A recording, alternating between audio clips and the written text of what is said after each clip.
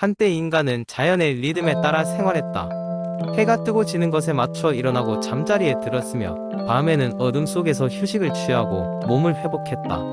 하지만 디지털 시대가 도래하면서 빛과 어둠의 경계는 점점 모호해졌다.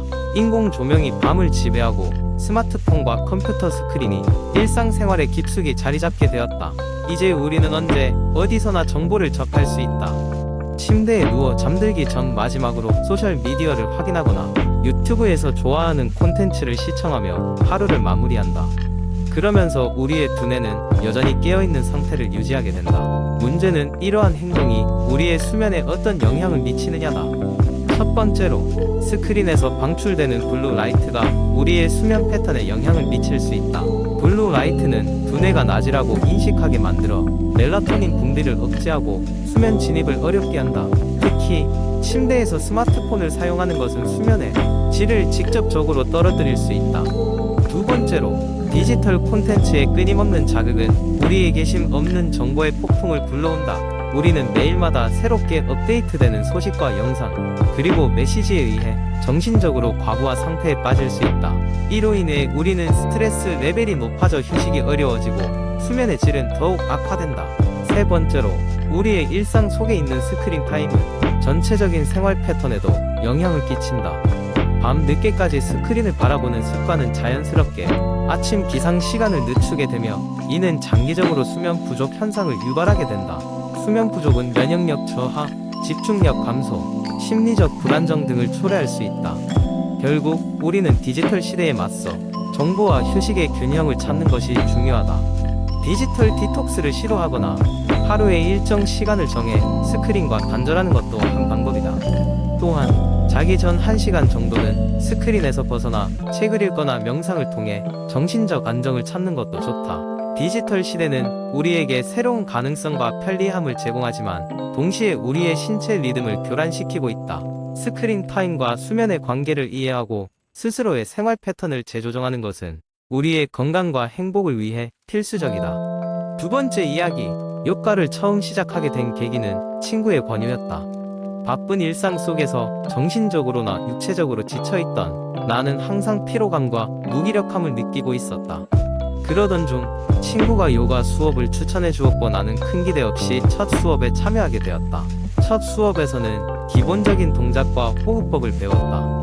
생각보다 천천히 진행되는 수업 속도의 지루함이 느껴졌지만 시간이 지날수록 하나하나 동작에 집중하게 되면서 마음이 차분해지기 시작했다. 수업이 끝나고 나서도 어딘가 모르게 몸이 개운해진 느낌이었다. 요가 수업을 매주 정기적으로 수강하면서 나는 평소에 잘 알지 못했던 몸의 여러 근육들을 새롭게 발견하게 되었다. 평소 잘 사용하지 않던 부위를 스트레칭하고 근력을 강화하면서 내 몸속의 긴장감도 해소되었다. 그리고 무엇보다 중요한 건 요가는 단순한 신체 운동이 아니라는 것을 깨달았다. 요가는 나에게 정신적인 안정감을 주었다. 호흡에 집중하면서 복잡했던 마음은 차츰 정리되고 명상을 통해 긍정적인 생각들을 끌어낼 수 있었다. 스트레스가 쌓일 때면 자연스럽게 요가 매트를 꺼내어 하나씩 자세를 잡아가고 호흡에 집중하곤 했다. 그러면 신기하게도 마음의 짐들이 하나둘씩 내려놓아지는 기분이었다. 또한 요가는 내 일상의 변화를 가져다 주었다. 건강한 식습관을 유지하게 되었고 규칙적인 수면 패턴을 갖게 되었다. 무엇보다 내 생활의 중심을 나 자신에게 두게 되며 좀 더 나를 사랑하게 되었다. 이러한 변화들과 더불어 요가는 내 주변과의 관계에도 긍정적인 영향을 미쳤다. 좀 더 인내심을 가지고 주변 사람들을 대하게 되었고 공감과 이해의 폭도 넓어졌다. 이런 작은 변화들이 모여 내 삶의 질을 높여주었다. 요가는 단순한 운동을 넘어 내 인생의 철학이자 삶의 방식이 되었다. 지금까지 요가를 통해 배운 것들을 바탕으로 앞으로도 계속해서 성장해 나가고 싶다. 요가는 나에게 신체적, 정신적 건강을 넘어 삶에 대한 새로운 시각을 선물해 주었다. 그래서 요가는 내 삶에서 뗄 수 없는 소중한 부분이 되었다. 세 번째 이야기, 여느 날과 다름없이 하루를 시작하기 위해 일어난 나는 체중 관리를 위한 효과적인 방법을 찾고 있었다. 불규칙한 식사와 스트레스가 쌓이면서 건강한 식단을 유지하는 것이 얼마나 중요한지 새삼 깨닫게 되었다. 그래서 나는 체중 관리를 위해 아침 식사를 건강하게 바꾸기로 마음먹었다. 첫 번째로 내가 선택한 메뉴는 오트밀이었다. 오트밀은 준비하기도 간단하고 무엇보다 건강에 좋은 성분이 많아 체중 관리에 도움이 될 것 같았다. 나는 아몬드 우유를 넣고 부드럽게 끓인 오트밀 위에 신선한 블루베리와 약간의 아몬드를 얹었다. 블루베리는 항산화 물질과 비타민이 풍부해 면역력을 높여주고, 아몬드는 단백질과 불포화 지방산이 풍부해 포만감을 주었다. 다음으로 내가 선택한 메뉴는 그릭 요거트 컵이었다. 그릭 요거트는 일반 요거트에 비해 단백질 함량이 높고 탄수화물이 적어 체중 관리에 효과적이다. 여기에 나는 꿀 한 스푼과 호두, 그리고 바나나 조각을 섞었다. 이 조합은 달콤하고 포만감 있게 만들어 주어 하루를 시작하기에 완벽했다. 논란의 여지가 있을 수 있지만 나는 계란 요리를 선택 항목에서 놓칠 수 없었다. 계란은 단백질이 풍부해 체중 관리를 도와주기 때문이다. 나는 부드럽고 촉촉한 오믈렛을 만들어 먹기로 했다. 다진 양파, 시금치, 그리고 토마토를 넣고 페타 치즈를 살짝 뿌려 오믈렛을 완성했다. 이 신선한 야채들과 함께 만든 오믈렛은 아침을 든든하게 해주었다. 마지막으로 내가 시도한 것은 스무디였다. 채소와 과일, 그리고 건강한 지방을 함께 섭취할 수 있는 스무디는 매우 만족스럽고 상쾌했다. 시금치 한 줌, 케일 몇 조각, 바나나 반 개, 아보카도 반 개, 그리고 아몬드 밀크를 블렌더에 넣고 갈아 만들었다. 이 스무디는 상큼하면서도 크리미해 나의 아침 루틴에 다양함을 더해주었다. 시간이 지나면서 나는 건강한 아침 식사가 체중 관리에 얼마나 큰 도움이 되는지를 실감하게 되었다. 아침 식사를 변화시키는 작은 노력들이 내 생활 습관을 크게 바꾸었다. 지속적으로 균형 잡힌 식사를 하면서 에너지도 높아지고 체중도 원하는 대로 관리할 수 있게 되었다. 이 과정을 통해 느낀 것은 단순히 체중을 줄이는 것뿐만 아니라 건강한 삶을 유지하는 것이 얼마나 중요한가 하는 점이다. 결국 아침 식사를 건강하게 챙겨 먹는 작은 습관의 변화가 나의 일상과 건강을 크게 바꿀 수 있다는 것을 깨달았다. 많은 사람들이 작은 변화의 중요성을 깨닫고 건강한 아침 식사로 하루를 시작함으로써 더 나은 실패와 성공의 결과를 맛보게 되길 바란다. 네 번째 이야기.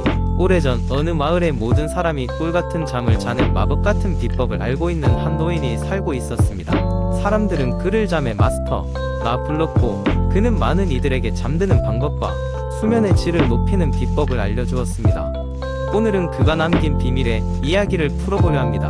노인은 매일 아침 일찍 일어나고 일정한 시간에 잠자리에 드는 규칙적인 생활 리듬을 고수했습니다. 몸은 일종의 시계 같아서 규칙적인 시간표가 필요하다고 그는 항상 이렇게 말하곤 했죠. 그는 매일 일정한 시간에 일어나는 것이 생체 리듬을 안정시키고 수면의 질을 높이는 첫걸음이라 믿었습니다. 또한 그는 잠자리에 들기 전에 시간을 매우 중요하게 여겼습니다. 그가 말하길 몸과 마음이 편안한 상태여야 깊은 잠에 들 수 있다네. 그래서 그는 취침 전에 따뜻한 차를 한 잔 마시거나 조용한 음악을 듣는 것이 도움이 된다고 조언했습니다. 차 중에서도 특히 카모마일 티를 즐겨 마셨던 그는 마음을 진정시켜주는 효과가 있다 고 말했죠. 덧붙여 스마트폰이나 컴퓨터의 사용을 최소화할 것을 권했는데 파란빛은 잠을 방해하는 악마 같은 빛이라네 라며 푸념하곤 했습니다. 노인의 비법은 여기서 끝이 아닙니다. 그는 잠자리를 준비하는 방법에도 세심한 주의를 기울였습니다. 편안한 잠자리 없이는 질 좋은 잠을 기대할 수 없다네. 부드러운 소재의 침구를 사용하고 침실 온도는 약간 서늘하게 유지했습니다. 그리고 무심코 지나치기 쉬운 침실의 어두운 환경을 강조했죠. 빛이 없는 어두운 공간이 몸에 주는 안정감을 이해하고 있었던 것입니다. 마지막으로 그는 마음속 걱정을 잠시 내려두는 방법을 찾기 위해 매일 저녁 명상을 했습니다. 그는 이완 상태의 중요성을 언제나 이야기했습니다. 하루의 끝밤, 노인은 어두운 방에서 조용히 앉아 호흡을 가다듬으며 마음의 고요함을 찾았습니다. 명상은 마음속 바람을 잠재우는 도구라네. 효과가 어땠냐고요? 그의 마을 사람들은 모두가 깊은 잠에 누워 매일 아침 상쾌한 기분으로 하루를 시작했습니다. 시간이 흘러 노인은 떠났지만 그의 비법은 여전히 사람들 사이에서 전해져 내려왔습니다. 그리고 당신도 이 이야기를 읽고 나서 오늘 밤에는 그의 팁을 실천해 볼 수 있기를 바랍니다. 깊고 편안한 잠이 당신을 찾아오기를 기원합니다. 다섯 번째 이야기. 하루가 끝나갈 때쯤 당신은 하루 종일 컴퓨터 모니터를 들여다보며 일하느라 지친 눈과 어깨의 무거움을 느낀다.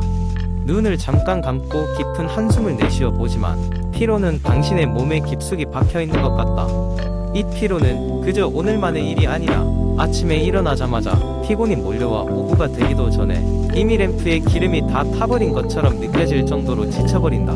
피로는 끊임없이 당신을 따라다니며 일상에서도 당신을 괴롭힌다. 당신은 여러 번 피로 회복을 위한 방법을 찾아보았다. 친구들이 추천한 에너지 드링크도 마시고 주말마다 자전거로 라이딩을 나가보기도 했다. 하지만 여전히 월요일이 되면 피로는 어김없이 찾아왔다.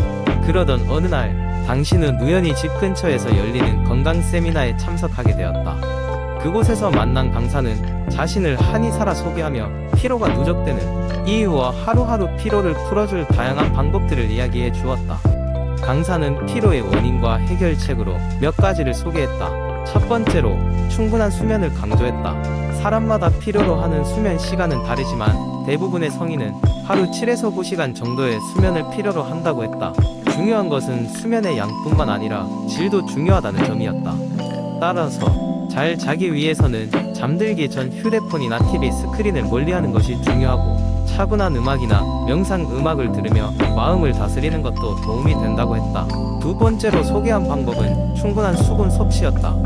물은 우리 몸의 순환과 해독 작용에 필수적이므로 수분이 부족하면 피로감이 빨리 찾아온다. 강사는 하루에 2리터 이상의 물을 마시는 것이 좋다고 권장했다. 또한 커피나 에너지 드링크 대신 허브차나 과일, 인퓨전, 워터를 마시는 것도 추천했다. 이들은 몸에 수분을 공급하고 자연스럽게 에너지를 북돋아주기 때문이다.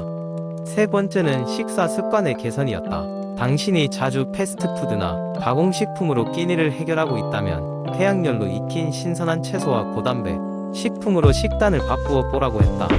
비타민과 미네랄이 풍부한 식단은 에너지를 효율적으로 공급하고 몸의 회복을 돕는다. 아울러 식사를 규칙적으로 하고 소화가 잘 되는 음식을 선택하는 것이 피로 회복에 큰 도움이 된다고 강조했다. 네 번째는 운동이었다. 하지만 강사는 무리한 운동보다는 꾸준히 그리고 즐기는 방식의 운동을 추천했다.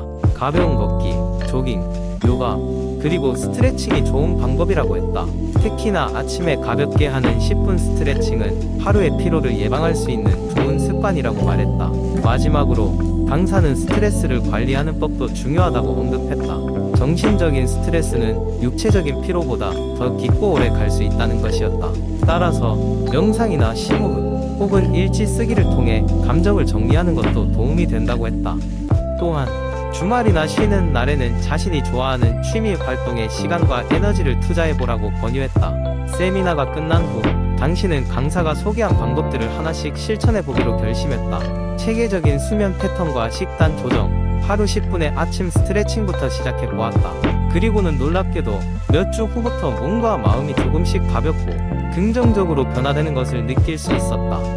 피로는 옛날처럼 쉽게 찾아왔지만 피로를 푸는데도 예전만큼 길게 걸리지 않았다. 건강을 챙기면서부터 업무 생산성도 점차 올라갔고 하루의 끝자락에서도 피곤한 몸을 이끌고 소파로 향하기보다 산책을 즐기는 자신을 발견하게 되었다. 수개월이 흐른 지금 당신은 주변 친구들에게도 자신이 배운 피로 회복 방법들을 공유하며 함께 건강을 위한 여정을 나누고 있다. 피로 회복은 단순히 육체적인 것만이 아니라는 강사의 말이 이제야 정확히 무엇을 의미하는지 완전히 이해하게 된 것이다. 피로를 해결하는 것은 한 개인의 생활 습관의 총체적 변화를 의미했다.